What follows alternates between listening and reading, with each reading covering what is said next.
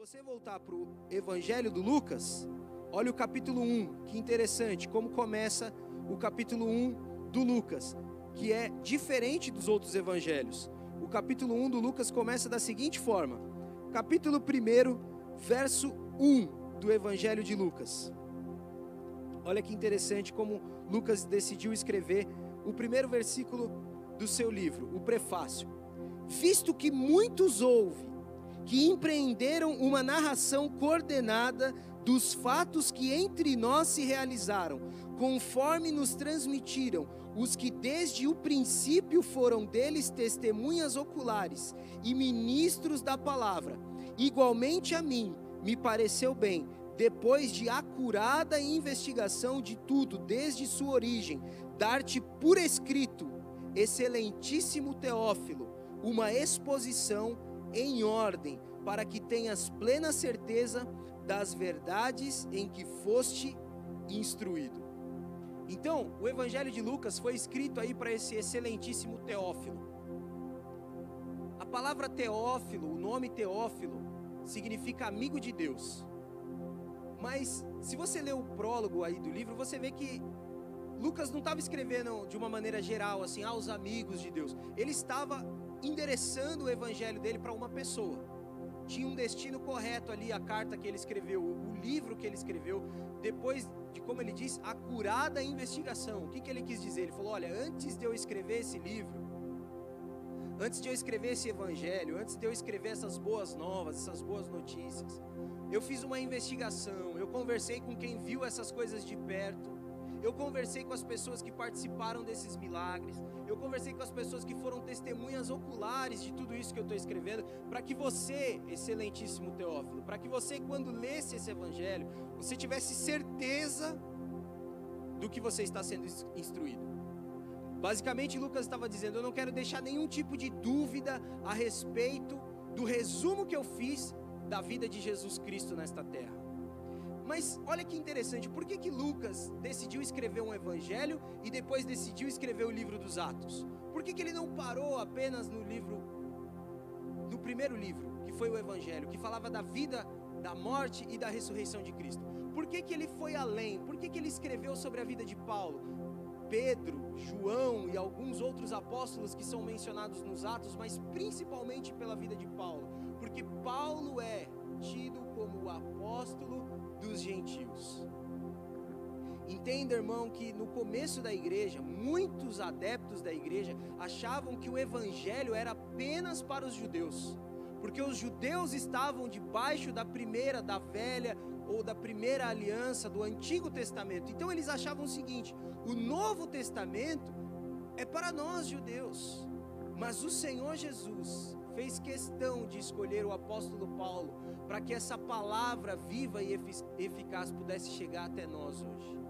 Porque nenhum de nós aqui é judeu, nenhum de nós aqui é descendente de judeu, nenhum de nós aqui tem antepassados que estavam na velha aliança, nós estávamos no paganismo, nós fazíamos parte de outra cultura, mas o Senhor Jesus fez questão de escolher um homem chamado Paulo, fez questão de escolher um homem que fazia parte ali do Sinédrio, que era alguém estudioso da palavra, que era um defensor ferrenho ali das leis, e converteu este homem para que a palavra do Senhor pudesse hoje ser pregada para você que está aí em casa, para que você soubesse, como o evangelista Lucas escreveu, para que você tivesse plena certeza do que o que ele está dizendo é verdade, que Jesus Cristo quer salvar a sua vida e toda a sua família e te dar uma vida de paz, de bênção e de prosperidade. Então, voltando à vida do Paulo, que Lucas escreveu, o livro dos Atos começa aí com esse prólogo.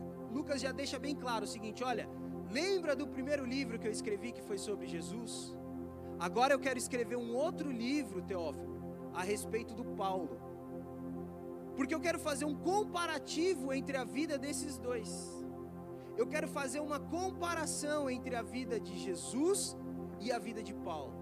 Eu quero que você veja que Jesus escolheu Paulo para pregar para nós gentios, porque Lucas também era um gentio, Lucas era grego, Lucas não era judeu. Lucas se converte ouvindo o discurso de Paulo, e ele, cheio do Espírito Santo, ele diz: eu não posso deixar que esses atos que o apóstolo Paulo trouxe até nós, que estávamos longe da graça de Deus, que estávamos longe, que não recebíamos profetas. Entenda, irmão, que o único relato de um profeta indo pregar para um outro povo que não fosse os judeus é o livro de Jonas. Então todos os outros profetas eram direcionados ali ao povo da aliança. Apesar de do povo da aliança ter passado um período em Babilônia, como Daniel, a ter passado um período ali entre os persas, como foi o caso de Neemias, a palavra sempre era direcionada a um povo, tinha um endereço certo, a palavra sempre era direcionada aos judeus. E Lucas queria deixar bem claro aí para esse tal Teófilo, para esse tal amigo de Deus, e eu quero deixar bem claro para você, que Jesus também quer alcançar a sua vida, também quer alcançar a sua casa.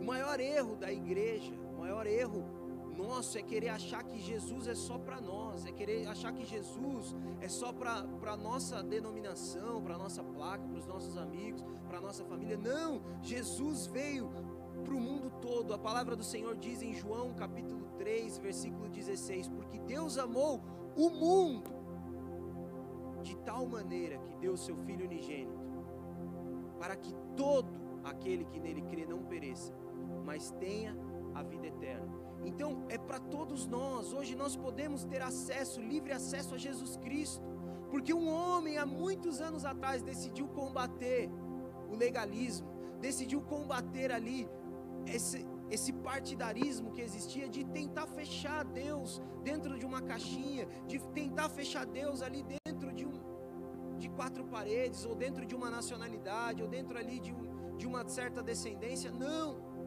Deus ama o mundo todo, Deus ama você, Deus ama a sua família, os seus vizinhos, os seus colegas de trabalho, e Ele vai dar um jeito de te encontrar, como Ele deu um jeito de encontrar Saulo. Como nós lemos, Saulo era um dos maiores perseguidores da igreja em Jerusalém, mas mal sabia ele do que ele estava fazendo era espalhar o evangelho de Cristo. A Bíblia diz, irmão, que Saulo começou a perseguir a igreja e entrava nas casas para prender homens, mulheres, para defender a lei, para defender Deus. Deixa eu falar algo para você. Jesus provou para Paulo que ele não precisa de defensores. Jesus não precisa de defensores. Jesus não quer advogados. Ele é o nosso advogado. Jesus quer filhos. Jesus quer testemunhas. Veja bem qual é o seu papel no tribunal de Cristo. Seu papel não é de advogado, seu papel é de testemunha. Testemunha relata o que viu, não precisa defender, ele só conta a verdade. E é aqui que eu quero deixar uma lição para você. Sabe por que Paulo, ou Saulo, não importa, sabe por que ele tinha essa dura perseguição contra ali os judeus convertidos? Porque ele não tinha tido ainda uma experiência. A religiosidade de Paulo ou de Saulo era uma religiosidade fria, era uma religiosidade apenas no que ele aprendeu na lei, era apenas um ritual, era apenas ali o que ele conseguia ler nos manuscritos da lei, dos profetas. Paulo não tinha tido uma experiência genuína com Deus. Se você se deparar com alguém que persegue as pessoas, saiba que falta a ele um encontro com Deus. Paulo precisava ter um encontro com Deus. E nessa ânsia aí de proteger Deus, nessa ânsia de proteger a espiritualidade dos judeus, o judaísmo verdadeiro, Paulo começa a perseguir a igreja em Jerusalém. E o que ele faz surte o efeito contrário. Logo ele, que era tão inteligente, logo ele que se julgava acima da média, que se julgava acima das outras pessoas, que diziam que os que acreditavam em Jesus estavam pregando conto de fadas, estavam pregando engano, estavam pregando sonhos, pregando ilusões. Logo ele que se achava tão inteligente, foi perseguir a igreja em Jerusalém, e a Bíblia diz que exceto os apóstolos, mas os outros se dispersaram. Quando nós lemos dispersaram, a gente acha que eles se afastaram de Deus. Não, eles simplesmente mudaram para outras regiões e continuaram espalhando o evangelho de Cristo. Olha só como Paulo, ainda nas garras de Satanás, ainda preso ao engano, ainda preso ali à religiosidade, mas já servia aos propósitos divinos. Entenda uma coisa, irmão, quando Deus quer agir, ninguém pode impedir. Agindo Deus, quem impedirá? Ele é especialista em virar o cativeiro. Ele é especialista em confundir aqueles que acham que são. Ele mesmo diz, ele escolhe aqueles que não são para confundir os que são. Ele escolhe os fracos para confundir os fortes. Ele escolhe os pequenos para confundir os grandes. E Paulo, nessa ânsia de perseguir a igreja, Paulo, nessa ânsia de reprimir o evangelho, o que ele fez foi o oposto, foi espalhar as boas novas por toda aquela região. Antes eles estavam presos ali em Jerusalém, mas após a perseguição de Paulo, o evangelho se espalhou para a Síria, em Damasco, se espalhou para a Judéia, para Cesareia, e foi se espalhando. Quando Paulo percebe isso, quando Paulo percebe, entre aspas, a besteira que fez, o tiro que saiu pela culatra, Paulo pede cartas ao sumo sacerdote, cartas para que ele pudesse ir até a sinagoga de Damasco, prender aqueles que ele não tinha conseguido prender em Jerusalém. Basicamente ele estava dizendo o seguinte: aqueles que me escaparam em Jerusalém não vão me escapar lá na Síria, em Damasco. Eu vou pegá-los, eu vou prendê-los, vou trazê-los aqui para serem julgados. Qual que era a estratégia do Paulo? Entenda uma coisa: o poder do Sinédrio, que Paulo fazia parte, que era um conselho ali de fariseus e saduceus, de judeus, de anciãos, ele tinha um poder limitado. Ele tinha um poder que estava debaixo do poder do imperador de Roma. Estava debaixo ali do poder dos governadores que representavam Roma. Então eles não tinham um poder ilimitado. Paulo só podia entrar nas casas em Jerusalém, onde o Sinédrio estava presente, onde o Sinédrio tinha um acordo com o imperador. Na Síria, onde ele estava querendo ir, era outra coisa, era outra jurisdição. Então o que Paulo pretendia com essas cartas? Invadir os cultos, invadir ali a sinagoga de Damasco, para poder prender as pessoas durante o culto. Então a estratégia de Paulo era o seguinte: eu entro na sinagoga e espero o primeiro que der um glória a Jesus, o primeiro que inventar de falar de Jesus, eu prendo ele na hora. Porque eles estão tentando desconverter os judeus, eles estão tentando pregar um falso Messias, estão tentando pregar um impostor, um usurpador, um Jesus que veio de Nazaré, que não faz parte do que eu espero como Messias. E Paulo pega essas cartas, Paulo pega ali os documentos que precisava e parte ao caminho de Damasco. Mas no meio do caminho, a Bíblia diz que ao meio-dia, uma forte luz apareceu para ele e ele cai em terra. Nós não sabemos se ele estava a cavalo, se ele estava em algum tipo de carro ou de carroça puxado por cavalos. Nós não sabemos se ele estava a pé, provavelmente não, porque era um caminho longo. Entenda que ele estava viajando de Israel até a Síria, ele estava fazendo uma viagem longa. Olha o empenho que Paulo tinha para fazer aquilo que ele achava certo. Existe um ditado popular que diz que o pior cego é aquele que não quer ver. Esse era o Paulo, o pior cego que pode existir, porque era aquele que não queria ver, aquele que estava disposto. Olha o empenho que Paulo tinha, olha a força de vontade que ele tinha, a ponto de pedir cartas, de montar um cavalo, ou de ir num carro, ou até mesmo de ir a pé, de Israel até a Síria, para poder prender gente, para poder perseguir pessoas. E Paulo, indo pelo caminho, indo ali na sua viagem, nessa peregrinação aí de perseguição, a Bíblia diz que ao meio-dia, e isso está no capítulo 26 dos Atos, o próprio Paulo narrando a sua conversão. Olha que interessante o que ele diz, Atos 26, verso 9: na verdade a mim me parecia que muitas coisas devia eu praticar contra o nome de Jesus o Nazareno. Isso é Paulo falando para o rei Agripa. E assim procedi em Jerusalém, havendo eu recebido autorização dos principais sacerdotes, encerrei muitos dos santos nas prisões, e contra estes dava o meu voto quando os matavam. O que ele estava querendo dizer é o seguinte: ninguém morria sem ser julgado. As pessoas passavam por um julgamento. Quando chegava a hora do julgamento, Paulo, sentado na sua cadeira do sinédrio, sempre votava pela morte. Quando aparecia um cristão, Paulo sempre votava para matar, sempre votava para que ele fosse executado, sempre votava contra os cristãos. Muitas vezes os castiguei por todas as sinagogas, obrigando-os até a blasfemar. Olha isso, ele mesmo relatando o que ele costumava fazer, obrigando as pessoas a negar a Cristo, agindo ali como um anticristo, como um espírito anticristão, e demasiadamente enfurecido contra eles, mesmo por cidades estranhas, os perseguia. Ele estava dizendo o seguinte: até onde eu não podia, eu quebrava a lei, mas eu não deixava um cristão liberto. Eu quebrava a lei, eu me arriscava fazendo algo ilegal, porque eu não tinha autoridade para prendê-los em cidades estranhas, mas mesmo assim eu fazia. Tamanha era a minha fúria, tamanho era a minha raiva do cristão. O cristão verdadeiro, ele desperta essa raiva de Satanás, essa raiva do inimigo, e às vezes você é perseguido e você não sabe por quê. É porque a luz de Cristo tem resplandecido na sua vida. Com estes intuitos parti para Damasco, levando autorização dos principais sacerdotes e por eles comissionado. A missão de Paulo era clara: você vai atrás desses cristãos e você vai matá-los, você vai trazê-los presos.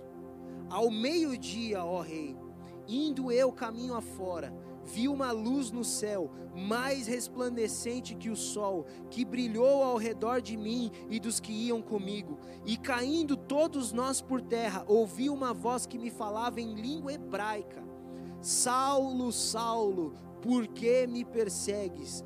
Dura coisa é recalcitrares contra os aguilhões. Essa segunda frase, que não está em Atos 9, nem no 22, ela aparece aqui no 26, quando Paulo vai dar o testemunho dele para o rei Agripa. E eu quero deixar essa palavra para você, essa segunda frase que Paulo diz que Jesus falou para ele, que não tem no capítulo 9, nem no 22. Se você ler algumas versões da Bíblia, talvez tenha no seu capítulo 9, mas foi inserido baseado no 26. No livro original que foi escrito, nos primeiros manuscritos que tem disponível, não tem isso nem no 9 nem no 22, mas tem aqui no capítulo 26, que é essa segunda frase que Jesus diz para o Saulo ali: Saulo, Saulo, por que me persegues? Essa foi a primeira pergunta. A segunda frase que eu quero que você pense comigo é: dura coisa é recalcitrares contra os aguilhões.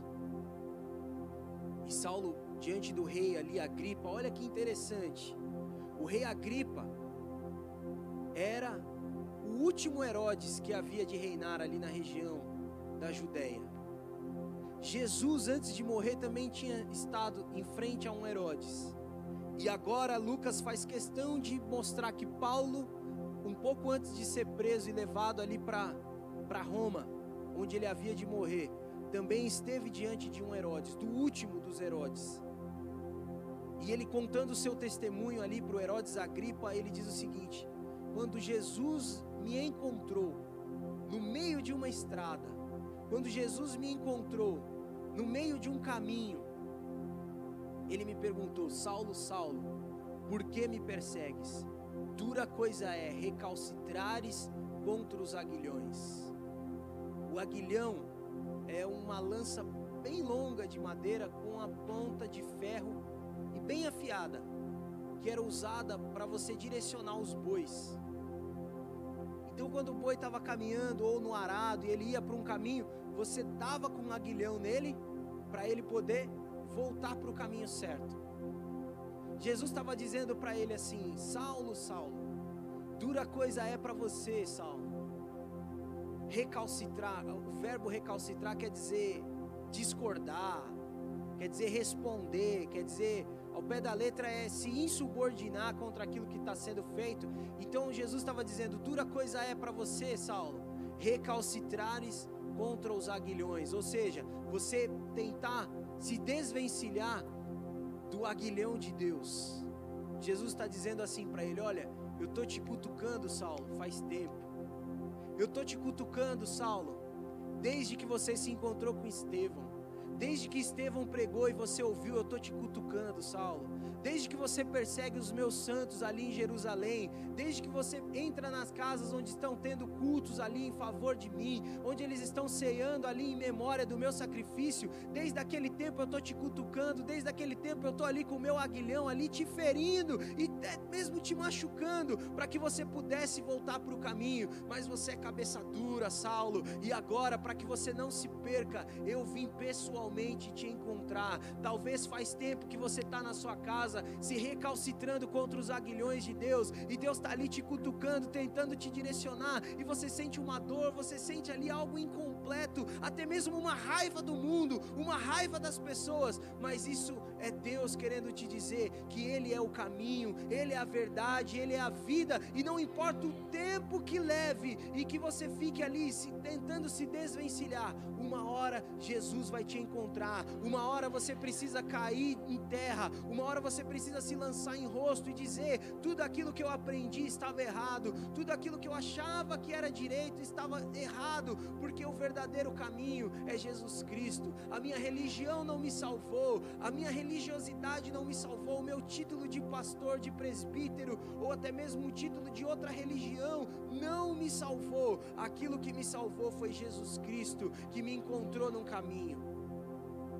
Dura coisa é recalcitrar contra os aguilhões de Deus, porque, como eu disse no começo da pregação, agindo Deus, ninguém pode impedir. Jesus estava dizendo para Paulo ali: eu estou aqui com o meu aguilhão, Paulo, do céu, tentando te direcionar para o caminho, tentando te cutucar para você encontrar a rota. Mas deixa eu deixar algo claro para você, Saulo, deixa eu deixar algo em pratos limpos para você, Paulo. Com você ou sem você, o meu nome será pregado. Cabe a você uma escolha: ou você está comigo ou você está contra mim. Mas a perseguição à minha igreja através de você acaba hoje. Jesus estava dando ali um checkmate em Saulo, que se achava autoridade, que se achava mestre, que se achava doutor. Jesus estava dizendo o seguinte: Saulo, acabou a perseguição à igreja. Acabou. Ou você entra no barco, Saulo, ou você entra no bonde, ou você pega carona com a gente, ou você entra para o meu time, ou você não sai dessa estrada. Porque chega de você tentar barrar o agir de Deus. Dura coisa é para você, Paulo, recalcitrar contra os aguilhões. Não é que Jesus estava ameaçando Paulo, mas Jesus estava colocando as coisas em pratos limpos. Saulo, Saulo, não é uma ameaça, mas se você tentar um cabo de guerra comigo, Saulo, você vai perder. Saulo, Saulo, não é uma ameaça, mas se você tentar barrar o meu evangelho, você vai sair na pior. Você vai sair na pior. Não pense você que os seus documentos, que as suas cartas, que os seus títulos vão te servir de alguma coisa, porque eu sou o juiz de toda a terra. É lindo que Jesus, antes de ser julgado por Pilatos, quando Pilatos diz para ele, eu já repeti isso em várias pregações: eu tenho poder agora para te soltar, Jesus, eu devo te soltar? E Jesus responde para ele: toda a autoridade que você tem, você só tem porque o meu Pai te deu. Então aqui Jesus estava deixando algo bem claro para Saulo: Saulo, Saulo, dura coisa é recalcitrares contra os aguilhões. Você está na minha lista, Saulo, e eu te escolhi para ser um vaso poderoso de evangelismo aos gentios. Mas se você não quiser,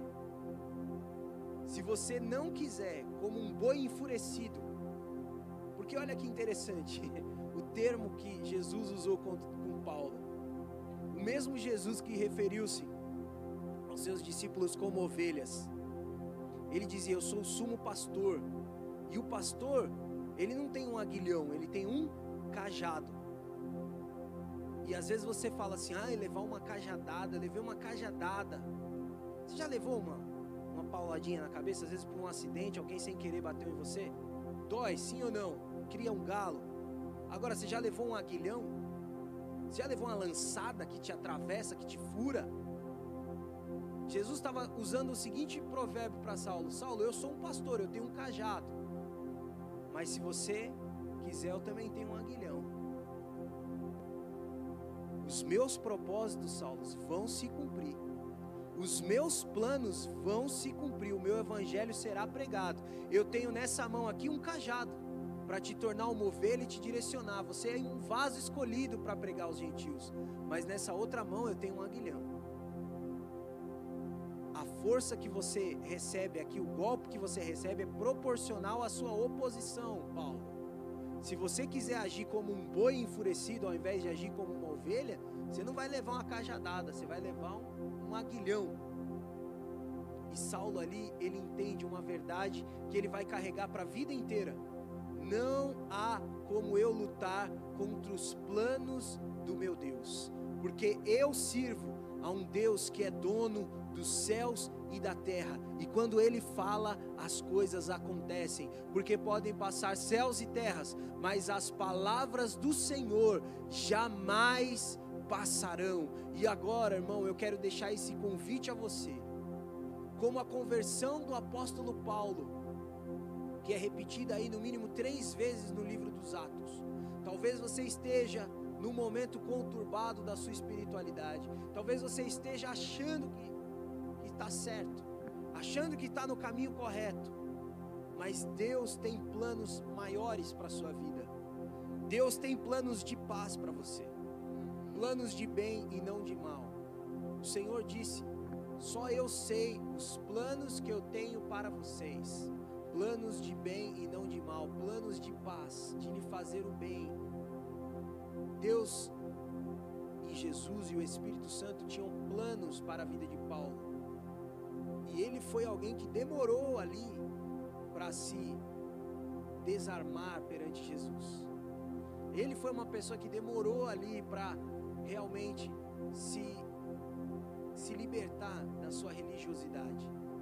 Foi alguém que lutou contra, que resistiu, mas quando ele se encontrou verdadeiramente com Jesus, olha que interessante, Saulo já havia sido evangelizado por Estevão ali, porque presenciou o seu discurso, presenciou a pregação. Saulo já havia se deparado com muitos cristãos, já havia invadido muitas casas, já havia debatido com muitos cristãos, já havia julgado eles, ouvido eles falarem os testemunhos, mas precisou ser evangelizado pelo próprio Jesus. Precisou levar ali um checkmate, um ultimato, uma última chance para poder se render. Jesus, Ele é sim o pastor que vai atrás da ovelha perdida. Ele é sim como aquela mulher que varreu a sua casa em busca da dracma. Ele é sim um pai amoroso que espera o retorno do filho, mas Ele é um Deus justo. E entenda uma coisa, irmãos, o livro do Apocalipse vai se cumprir, você gostando ou não gostando. A volta de Jesus vai acontecer, você crendo ou não crendo. E nós, como pregadores do Evangelho, não podemos negligenciar essa verdade, querendo dizer para você que Jesus vai ficar inerte vendo você fazer e acontecer. Não, vai chegar uma hora que Jesus vai te encontrar. Vai chegar uma hora que Jesus vai te dar uma última chance, e talvez essa última chance seja hoje. Talvez essa última chance seja esse culto, seja essa palavra que eu estou dizendo para você. Olha, por que você continua a perseguir Jesus Cristo? Dura coisa é para você se insubordinar aos aguilhões de Deus. Você vai continuar sendo machucado, você vai continuar sendo ferido, você vai continuar em oposição a Deus. E deixa eu falar algo para você: não tem como você se opor aos planos de Deus, eles vão acontecer com você ou sem você. Mas há um caminho, há uma esperança para você, e o caminho é a cruz de Cristo. Paulo, quando se depara com essa verdade, Paulo, quando se depara com o verdadeiro caminho, olha que interessante, ele percebe algo que estava totalmente contra o que ele imaginava. Paulo achava que ele tinha que cumprir estritamente a lei para poder ser justificado. Mas quando ele encontra Jesus e reconhece, ele diz o seguinte: eu sou o pior dos pecadores e não teria como eu mesmo me salvar, não teria como eu mesmo me justificar. Eu sou justificado mediante a fé em Jesus Cristo. Ele estava deixando o seguinte ensinamento para mim e para você: não importa a sua religião, não importa o que você achou que estava certo, você nunca vai conseguir se justificar. Você nunca vai conseguir cumprir toda a lei. Você nunca vai conseguir cumprir todos os mandamentos. Você sempre vai tropeçar. Então qual a minha esperança? Se eu agora já estou morto em pecados e delitos, qual a minha esperança?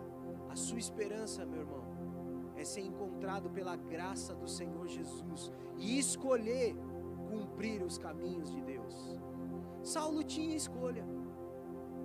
Jesus deixou bem claro: olha, dura coisa é para você recalcitrar contra os aguilhões, mas você tem escolha, Saulo. Você pode subir nesse cavalo e voltar para Jerusalém.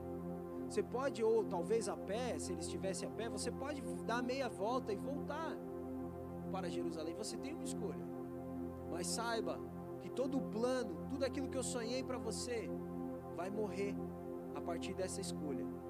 Jesus está te dando uma escolha hoje. Você tem escolha. Você pode continuar cego, enganado. Você pode continuar preso numa vida de delitos e pecados. Ou você pode escolher seguir para Damasco, mas com um novo coração. Percebam que o problema não era o lugar, o problema era o coração de Paulo. Ele continua indo para Damasco, mas o Paulo, ou Saulo, como bem preferir, que chega em Damasco, não é o mesmo que saiu de Jerusalém. No meio do caminho, ele mudou de vida porque encontrou Jesus Cristo. Deixa eu falar algo para você: o seu caminho vai seguir. Você tem um caminho a percorrer. Que caminho é esse, pastor? O caminho que todos os homens estão percorrendo. Todos nós nascemos, todos nós crescemos, todos nós envelhecemos e todos nós um dia iremos morrer. Todos nós estamos nesse caminho. Mas qual a minha esperança? A esperança é que no meio do caminho eu encontre Jesus, e quando eu chegar no meu destino final, eu não seja o mesmo que eu era quando eu nasci. Porque todos nós pecamos e destituídos fomos da glória de Deus. Todos nós nascemos na herança do pecado. Todos nós nascemos herdando o pecado de Adão, o primeiro homem. A Bíblia diz que através de um homem o pecado entrou no mundo. Todos nós nascemos pecadores, todos nós nascemos no erro, no engano. Mas no meio do caminho, Jesus te encontrou e te salvou e te escolheu pela graça preveniente do Senhor, que te deu habilitação para um dia levantar a mão e dizer: eu escolho seguir a Jesus, eu escolho realmente me desfazer da minha bagagem, me desfazer daquilo que eu achava que era certo, me desfazer de tudo aquilo que eu achava que estava correto. Eu escolho me desfazer disso, e agora eu seguirei o meu caminho, mas como um novo homem, como nova criatura, agora como filho de Deus. Eu quero te fazer esse convite. Você pode viver uma nova vida, você pode viver um novo começo, uma nova história, como Paulo viveu, como Paulo ali em Damasco teve um encontro com Jesus que mudou a vida dele. Jesus quer mudar a sua vida hoje. Jesus quer mudar a sua história hoje. Eu quero orar por você.